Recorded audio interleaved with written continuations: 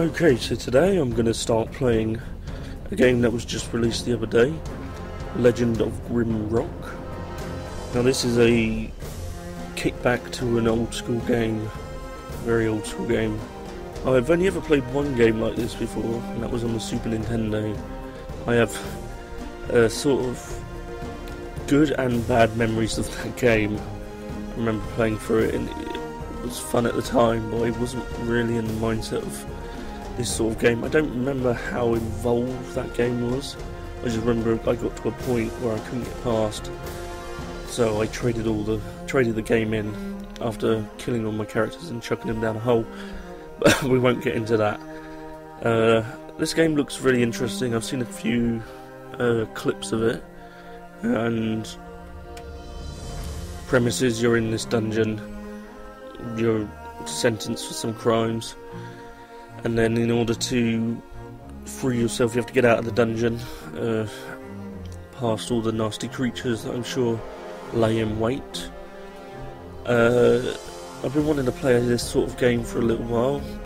Like I said, on my Diablo 3 playthrough, and this sort of character building, stat building game, it's just, I don't know why it's interesting to me at the moment, but I'm really getting into it. I've already created my characters, so I'm going to now go on and just go through them quickly.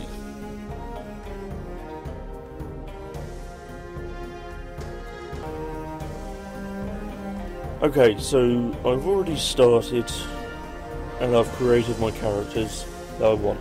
I'm just going to quickly run through them and explain my decisions. So my first character is going to be on the front right. It's important that they have good strength and good health. So his name's Lordy, of course it has to be. I've chosen a human fighter. Now, I've given him quite a bit in terms of strength. He had 10, I've given him 5 points. The rest have sort of split between the other points. More so vitality than willpower. Give him a bit more health. And willpower, I gave him an extra bit of willpower just to give him a little bit of energy boost. Hopefully the willpower will be okay and I won't find myself in a situation where I'm wanting more energy later on in the game. We'll have to see how that goes. In terms of skills, I haven't decided what sort of weapons I want to use them with, because as far as I know, as you start, well, as far as I know, all you do is pick up weapons in the game. So it really depends on what weapons you're able to pick up. And when I start getting weapons, then I can put points into this character. Probably swords, and possibly unarmed combat.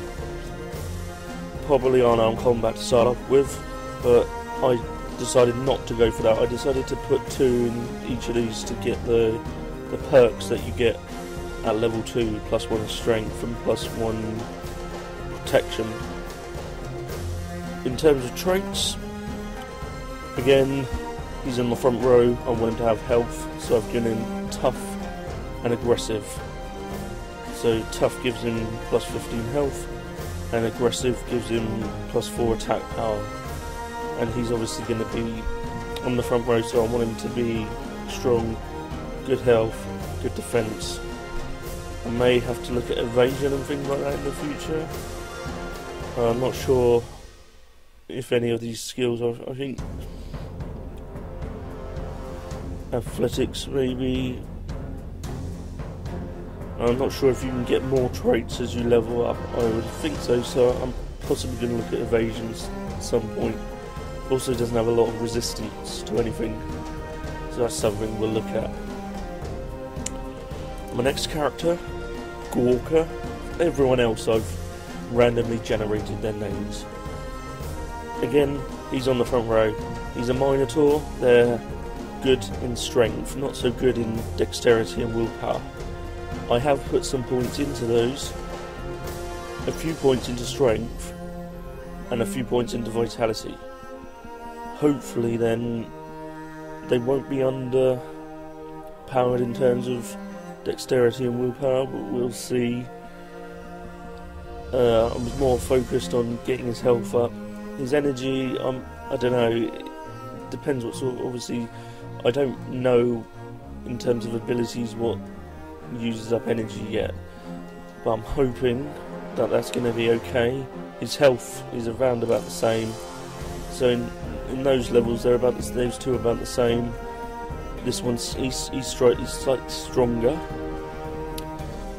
I haven't put, because he's only got one skill point, I haven't actually assigned that as yet. I'm going to wait and see, and possibly put him into unarmed combat. Give him a little bit more strength when he's starting off. His traits, both strength, so attack power and athletic. I want him to be strong and have good defense so that he can defend the other people. Next up, John Zard, or John the Lizard as I'm going to call him. Yeah, he's a lizard man. Lizard men are sort of the roguey characters, so I've chosen him as a rogue. Now, I've given him, see if I can remember, yeah, his strength wasn't very good, so I boosted that up a little bit. Mostly it was dexterity. I gave him a few points and I boosted these up a little bit. I didn't want anyone to be particularly underpowered. In particular, Gorka, his dexterity and willpower I was a little bit worried about, and his accuracy is -1, so it's going to be interesting to see whether he can actually hit anyone. He's got good resistance though, and he's got good resistance against fire and shock, but he doesn't need to be as strong on the back lines. Maybe I could take away some of his vitality and give him a bit more willpower and dexterity. I think I'm happy with that for now, and again we'll see how it goes. I don't want him to be, because he could be someone we could move back in front if he's got some good strength. So I don't want him to be too underpowered in terms of health and energy. So I think I'm happy with that for now. Skills, I've given him dodge, which gives him bonus evasion if I want to put him forward. I think also some enemies can attack people on the back road not as easily. So hopefully this high evasion will mean that it's even more difficult for them to hit him.